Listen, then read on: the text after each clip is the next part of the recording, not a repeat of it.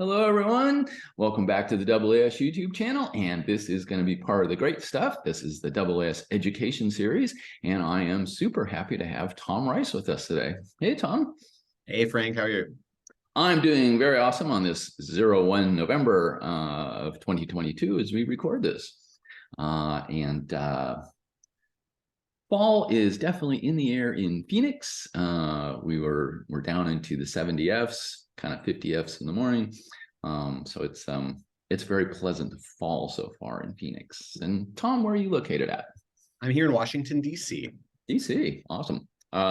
Is it fall or late summer, or is winter actually showing up? It's definitely fall. We're having a very unseasonably warm day today. It's hitting maybe low 70s, which is bizarre for November, but all the leaves on all the trees are yellow or orange or on the ground. So it's fall.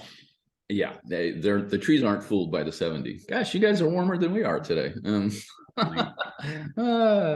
Amazing. Great. Cool. And so how long have you been working for the AAS, Tom? As of today, 3 months. All of August, September, and October. So I think that's 3 months. Yeah. Very cool. And Tom, you are the education and mentoring specialist, yeah? It's the title. Yeah. Cool. And so what do you do in that title? A lot of things. Okay. It's been phrased in a way that I really like, that I am basically the engine driving forward all of the AAS's education and mentoring program housed within the AAS office. So I'm here in the executive office of the American Astronomical Society. I am not the only person working on these issues within our professional community, but I am the only staff person full-time in the office here, focused on education specifically. Cool. Let's do some of the specifics on that.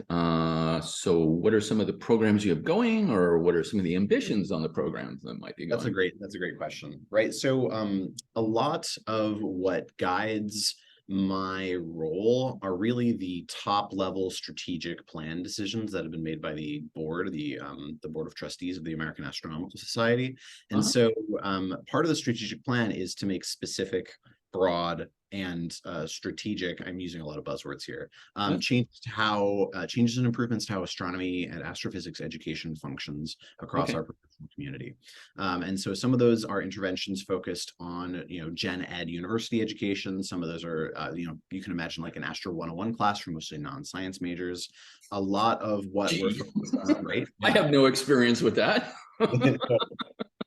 Quite a bit of what we're interested in is focused on undergraduate education for astronomy majors. So people who want to pursue a graduate degree in sciences.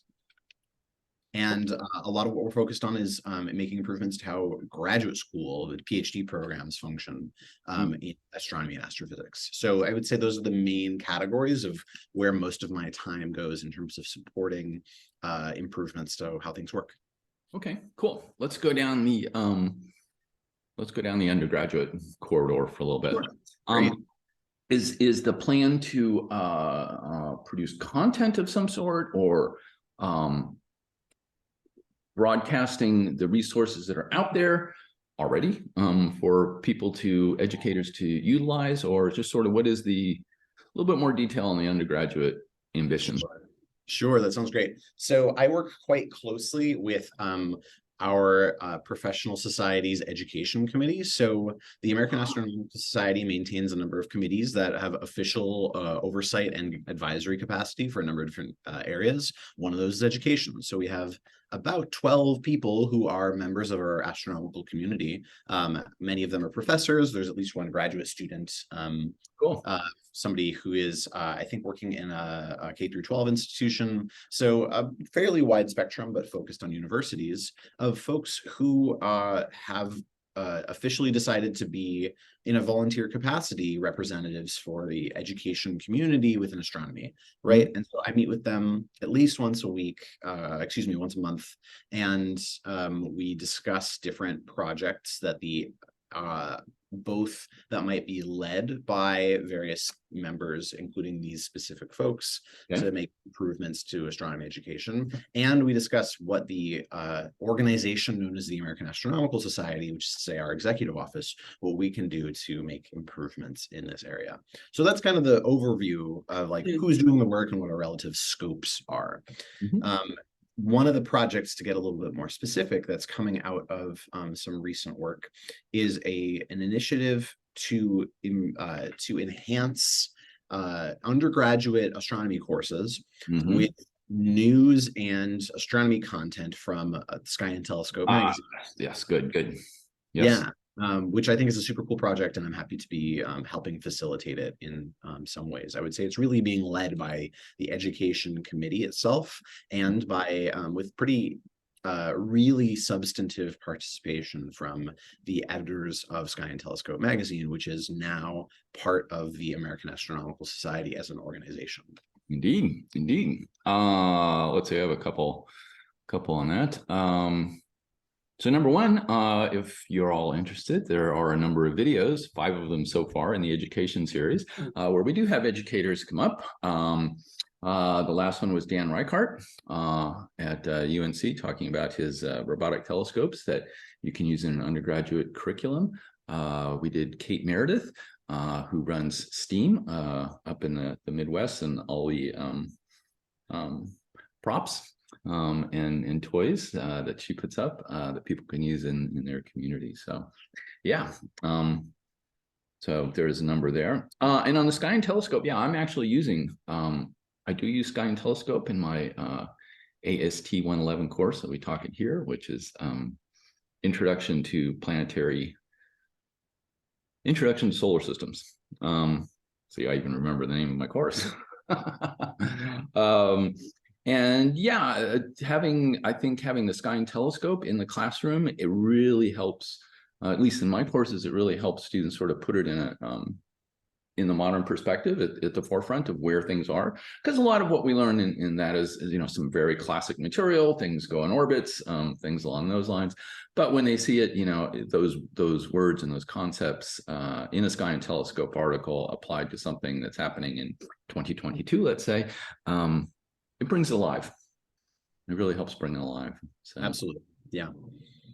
So that's one project that is unfolding. I haven't yet gotten my fingers all the way dug into that project, but we're rolling out slowly.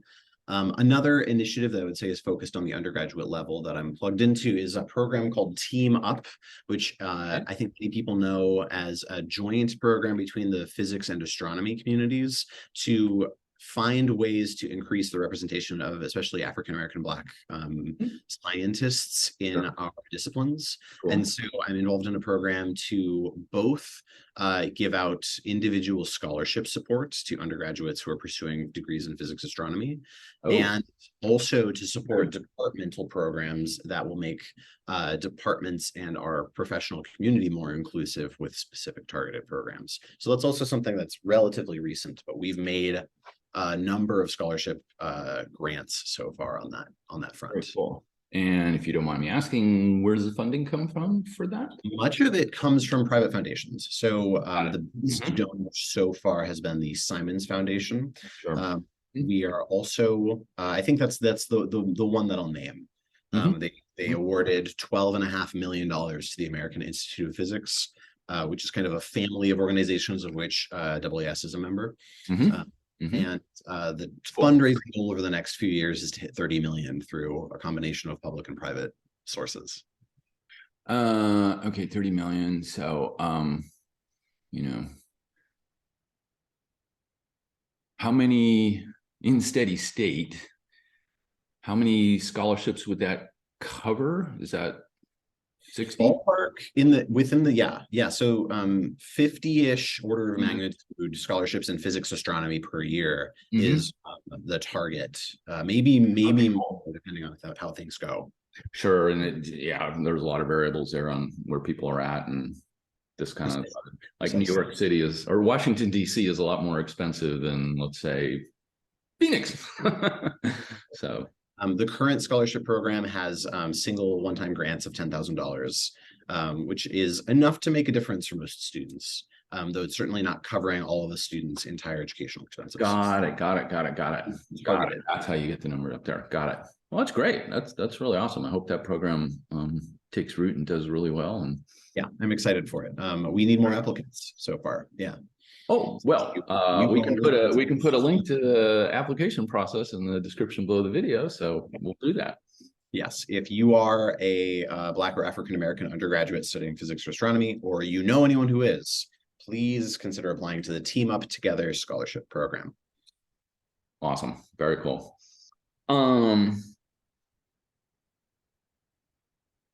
Let's take a step lower. So that's undergrad. Do we do anything with high school, preschool? Good question. So, so far, my involvement in education really is targeted at the university level. Okay. So, there are people within the astronomy education world who are thinking very seriously about both K through 12 education in formal contexts and also public education of adults, children, families in a more informal context, which I think is super valuable. I can't speak with a lot of depth on the good work that they're doing, but I was recently at a pretty interesting event in preparation for a couple of big solar eclipses that are going to visit North America in the next couple of years. And I can talk about that a little bit because that is an official part of the AAS's engagement in public education, right? So a solar eclipse is an event involving the astronomical bodies of the sun, the moon, and the earth, and whatever humans happen to be caught in the path. And so they, among other things, among the majesty of like the human experience of seeing day turn to night and back suddenly, seeing the corona as this ghostly silver in the sky. So I saw the last one. I went to the AAS head meeting in Utah. Nice. When that one went down, Idaho, actually, it was in Idaho, and so I was pretty close to centerline, and it had been a while since I'd seen a total, and so when it happens, it's a lot more visceral than what you think. It's like there's an emotional whoa coming out, because intellectually I get it. Okay, we're going around, we're going to block the front, okay, fine. But when you actually see it, it's an amazing event. It really is. Yeah. There's nothing that substitutes for the experience of being in totality. And that was, so I guess what I'm coming to is we organized, I say we as AAS as a partner, I wasn't a leader in this, organized a workshop on planning solar eclipse events for the purposes of public education. This was a workshop just a week and a half ago in Rochester, New York. Probably about 300 attendees, 2/3 of whom were online and 1/3 of whom were in person. And we talked about all the different factors that go into making a successful solar eclipse viewing event. How do you prep? How do you educate people? How do you coordinate with like the local fire department to make sure accidents aren't going to happen? Or how do you communicate to public school superintendents that this is a safe and useful event for children and that you shouldn't lock them inside because you're scared that they will damage their eyes or something like that? There are very easy safety precautions to prevent that kind of thing. So it was a very comprehensive event. Yeah. I still have my, I guess was that 2019 on that one? I still have my official branded AAS solar eclipse glasses. So there's something you can get out so people can take a look at it. Pinhole cameras also work really well. Natural or otherwise. So very cool. A little out of topic, but let me go there since you mentioned it. Since you mentioned formal education studies. So where is there a venue within the AAS portfolio where people can publish those kinds of articles if they're doing education research proper? I don't believe that the AAS has a profile in education publishing right now. So there was I mean, I'm not sure if viewers are going to be super excited or interested in this piece of trivia, but I understand that sometime in the past decade, there was an attempt at putting together the AAS umbrella. Though I think it was not sustainable in some way, and so it was discontinued. Right. Ideas. Okay, let's go to the other side. graduate education. So what are some of the efforts along those lines? Sure. So I would say the central piece of the AAS's current engagement in the question of making graduate education more effective, inclusive, equitable, is a network called the Inclusive Graduate Education Network. Very easy to remember. The acronym IGEN, which is a partnership between, it's an NSF-funded partnership between the American Physical Society, Chemical Society, Materials Research, a few of these other professional societies, and AAS. Okay. And our engagement in this effort essentially involves figuring out how to conduct research on the best practices for how to make graduate astronomy departments more inclusive. So thinking of missions and mentoring practices.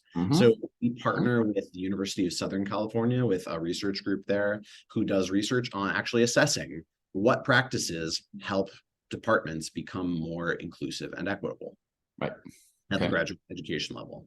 And we partner with a group at the Rochester Institute of Technology to carry out workshops for the benefit of departments to learn about these best practices. So if you are a department chair or an admissions chair, you can connect with IGEN resources to bring training to your department from these research-backed workshops that will help empower your department to adopt more inclusive and holistic admissions and mentoring practices. So let me amplify that a little bit. They come to you. Yes. That's important. Sometimes only digitally, but the idea is departments participate in this, and the resources are brought to you. Very cool. And of course, that'll bring us, sort of completes that loop a little bit. So, people are going to get these best practices out, and, where are they publishing these things? Where are they getting the message out to the community? And so it's, where are people publishing their educational stuff? So, cool.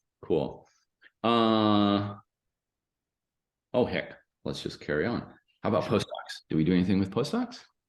At the moment, the profile of the American Astronomical Society in engaging with postdocs does not go through its education committee. And so I think there are ways in which the career outcomes and mentoring support for people at postdoctoral roles are being managed. But I think that stuff goes mostly through, we have an employment committee. And I think there are other parts of society that are plugged into paying attention to postdoctoral success. That has not yet become part of my role. Okay, cool. You've only been there 3 months. That's correct. Things may change, but let me just ask then for the vision, right? So 2 years from now, 5 years from now, whatever the natural time scale may be, where would you like to see things? What's the vision on where all of these programs that you're involved in, where do they want to be? Where should they? That's an excellent question. So on the externally facing side, which is to say what changes I'm interested in seeing in the community, in our professional community, I'm hopeful that a majority of departments that admit graduate students in the astrophysical sciences will be making use of all, or at least most, of these best practice guidelines for how to do admissions and mentoring inclusively. That's, I think, reasonably achievable in a 5-year timeline. One of those is, if I could enumerate some of those recommendations, I think a pretty prominent one that's in the consciousness of the community is really reframing how standardized tests are used in graduate admissions. We think about the GRE quite often, and the AAS has put out an official statement discouraging departments from using the GRE, I think, as a floor or a hard filter on how to consider applicants. So that's already well known, but there are other admissions practices that include, assessing candidates for a wide variety of skills outside of just GPA and test scores. There are guidelines that are available through IGEN and through other means that I think most departments have not yet started adopting, but some have, and they're having powerful success stories about. So I think on a 5-year timeline, Yeah. that most of the community will be at least partway into adopting these guidelines. Very cool. That's one thing. I'm excited to see a community of dialogue around education research and education practitioners around intro science education to be much more institutionalized. So that, are you asking a question? No, I'm thinking of one as you go. Yeah. I think there's a lot of great work that's being done in groups that focus on education research, often physics or astronomy education research, discipline-based education research. I don't have a background in education research, so I can only speak superficially to this. But there's great work that's being done, and very little of it feeds into the actual practices of education that happen in most physics and astronomy departments. So figuring out how to, at the very first, get the motivated educators, those who are already thinking about this stuff, to be engaged in dialogue with researchers to make sure that that connection is more strong than it is now. Yeah. I think that's doable in 5 years. Ultimately, we're trying to get a natural feedback mechanism between curriculum design on the departmental level and the research that's being done on best practices. I think there's a strong feedback cycle there. Yeah, potentially, yeah. That would be good. Right. So a lot of this is about getting the word out, making people aware or helping people become aware. This education series video is part of that. And we do have AAS 241 coming up in January in Seattle. And are there plans to have I forget what they call them, education, let's just call it education workshops or community gathering events at the AAS meetings? Yes. Yeah. There will be a few different workshops and splinter meetings and sessions That's right. focused on education. I don't have the schedule in front of me, though. Sorry. And I'm organizing a reception for astronomy educators, broadly defined, on Monday night of the meeting, so 5:30, 6:30, catered. So if you are at the AAS and you think of yourself as an astronomy educator or interested in being an astronomy educator, keep that in mind and please come to this little reception we're hosting. We probably have 50 to 100 people there. Maybe twice that many if everyone loves it, maybe 4 times that many if it becomes a real hit. Does one have to be invited to go, or? It's open to anybody who is at the meeting. Very cool. Yeah. Okay. I like that. Let's get that word out. Free meal. Very cool. Yeah. But that's not the limit of what there will be at the Seattle meetings. There's going to be plenty of stuff. And I would encourage folks to flip through their programs, digital or otherwise, to identify the different opportunities that are present. Okay. And speaking of that, and as we go up, so I imagine a fair amount of effort would be going into engage the educators themselves, putting the resources up in front of them, and perhaps even helping them get down some lesson plan or something for a particular module, whatever, solar eclipses, for example. And so what are some of the efforts going into directly to people who have their feet on the ground in the classroom, virtual or otherwise? That's a good question. The shorter answer is we are still building out the capacity to do things like that. So at the moment, for somebody in my role as the one person at the professional society who's juggling all the education stuff, the most of the impact that I can have is interfacing with our education committee and our peer professional societies like the American Physical Society to at least make sure that there is some programming happening. So I hope that we can build out staff capacity or volunteer capacity in an institutionalized and guided way to put resources and guidance more directly in the hands of educators. We're not there yet. We might be there in 5 years. That's a vision. Very good. Very good. Yeah, we should I should get the education committee to do a video or two. So, Oh, that'd be rad. Yeah, I'm sure at least a couple of them would be very enthusiastic. And having kind of a group panel discussion would be great. There's about 12 of them. So getting them all on one call might be both a little logistically challenging and in terms of product might be, I mean, like you might want to break it into like 3 or 4 chunks. Yeah, right. I don't want to be Zoom recording a meeting, basically.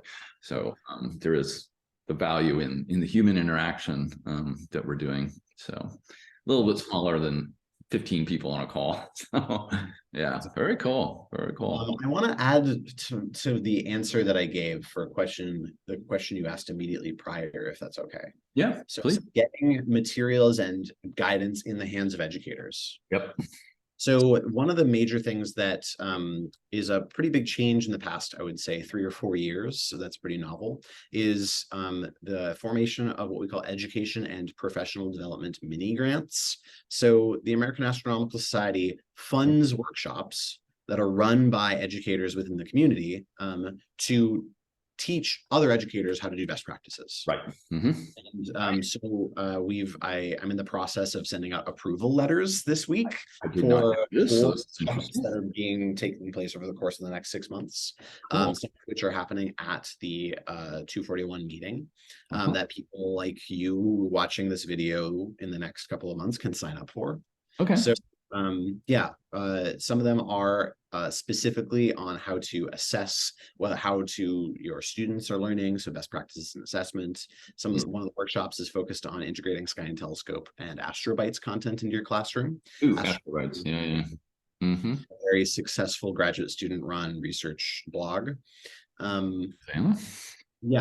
We've recently funded a project to train educators to build little devices that can make solar eclipse light sources become sonified, which is making sound from light. Very cool. It can be used, among other things, as an accessibility tool for folks with low vision. Exactly. Plus, so just putting in another dimension. I mean, it's or another modality. So exactly. And so I think the point I'm trying to make is we have while the AAS does not, in its staffed capacity, do much or anything to directly engage with educators, we are in a more decentralized way, giving the resources to people in the community to train other educators. And I think it's a really high profile and high impact thing that we're doing, given where we're starting from. Okay. Are those solicitations for those mini grants, do they happen once a year, twice a year, or approximately once a year? Anytime you want? Yeah, so if you are somebody who wants to run a workshop for other educators in helping professional development in education, then the call would be around next July or August. So we've just gone through a full application round and review cycle, and we have allocated all of our funds for this year. And so next one will be late summer next year. Okay, we will put a link to that below the video. So people with ideas on helping one's colleagues in the classroom, go for it. Do a mini grant. Very cool. Nice. I don't know. Ask me a question. What is your perspective on education issues in astronomy? Oh boy. Yeah. I didn't plan on an 8-hour video here. Yeah, my perspective. Wow. I have a number of thoughts on that. So let's just start off. And I'm not going to cover them all, but let's just do a couple. There are, particularly in the introductory astronomy courses, there's a tremendous number, 99% of these people, these learners, let's say, they're not going to be scientists. They're certainly probably not going to be astronomers. Right. And for a lot of these cases, particularly the undergrad, this might be the last science course they ever take in their education series, right? They're doing it just to get the science credit out of the way.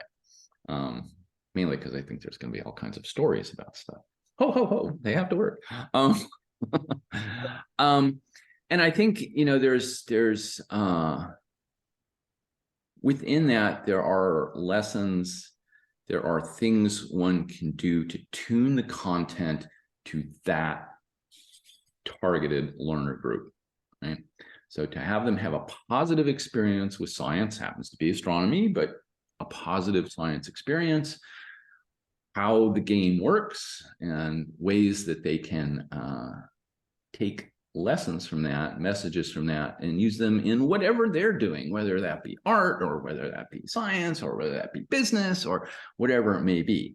But there are lessons, larger lessons that one can impart besides, go around in circles or ellipses or whatever. So these are details, right? But to get that message across to those people who are never going to be scientists, right, to help them just raise the level of discourse on what it is they're doing, whatever it may be. Right.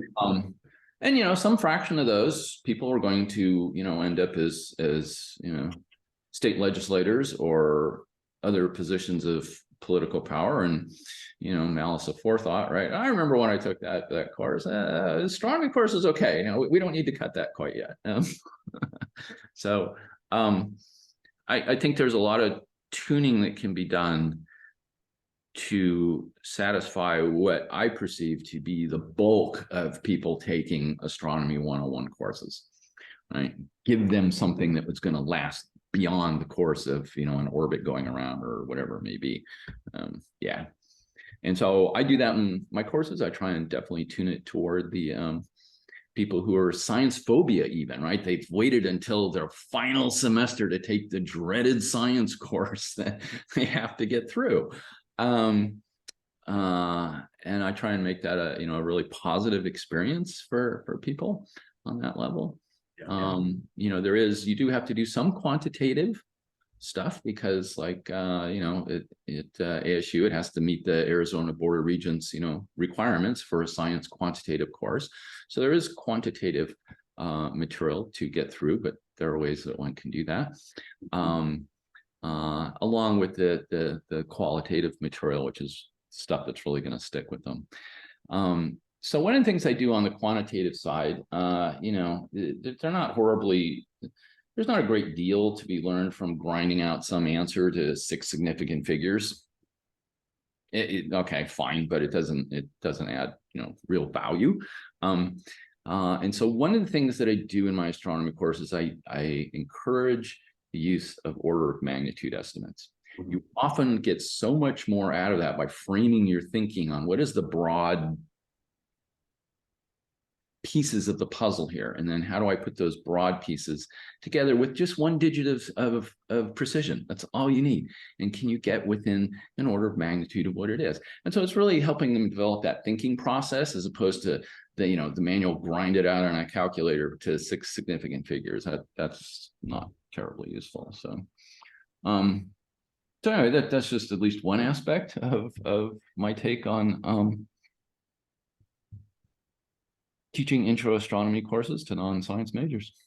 That's big. No, I really value that, honestly. And speaking as my putting my own educator hat on, and thinking strategically, I think you make a really clear kind of existential case for both the health of our profession, or the health of our scientific community. Yeah.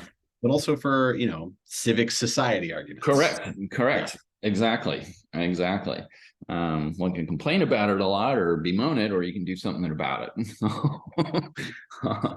What was somebody famous? Be the change you want to be.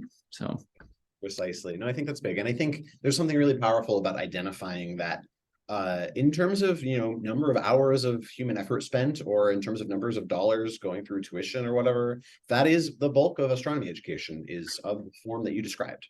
exactly. So very obviously a case to be made that deserves a lot of attention and care.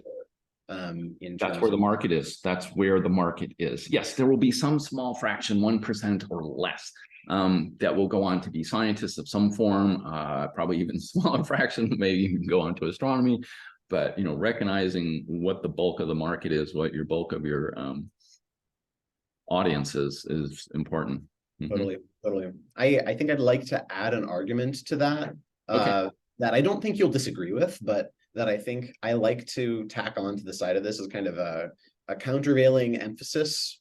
But that I think really shapes my own thinking about what to focus on in the space of science and astronomy education, which is one of the things that I've learned to devote my attention to is the training and cultivation of scientists uh, on their own rights, like as a topic worthy of its own attention, largely because our professional community is formed from those educational experiences, those mentoring experiences, Mm-hmm. those research experiences, those discursive environments, those dialogue and practice and questions, and there's all these experiences, including classroom and mentorship and peer interactions, that ultimately produce the current body of scientists Yes. that we have now. And so I think that there's a lot of reasonably founded arguments about why and how we should change how our professional community operates, how to make sure it's more inclusive, how to perhaps make sure that the scientific issues that we're focusing on are in line with our values, and perhaps being cautious of over relying on alliances with like the military or with industry, but that's a separate conversation. Yeah, I got it. Yeah.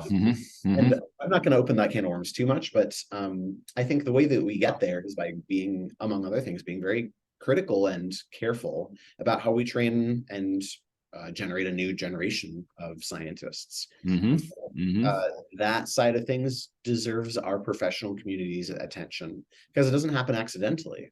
Nope. I mean, that's your seed corn, right? To put it, it's your seed corn on the next generation, and how to mold that, help mold that, is important. Yeah. And you touched on some of the issues before. Diversity, equity, and inclusion is an important component. Yeah. Indeed. No, I don't disagree with anything you said there. I didn't think you would. Yeah.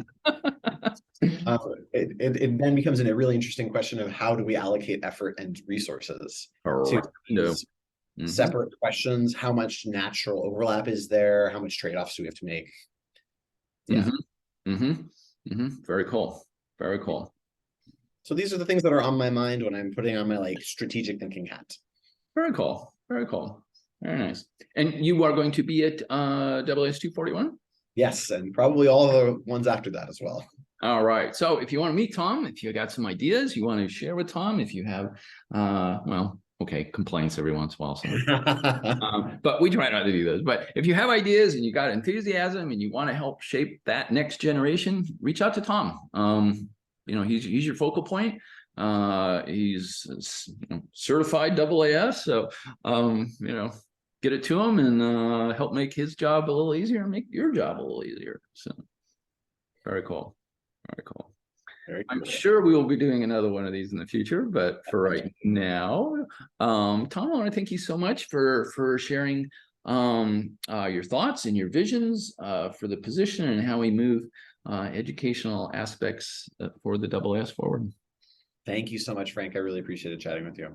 Awesome. And everyone, I hope this made your astronomy education day a little bit better, and we will see you on the next one. Bye-bye.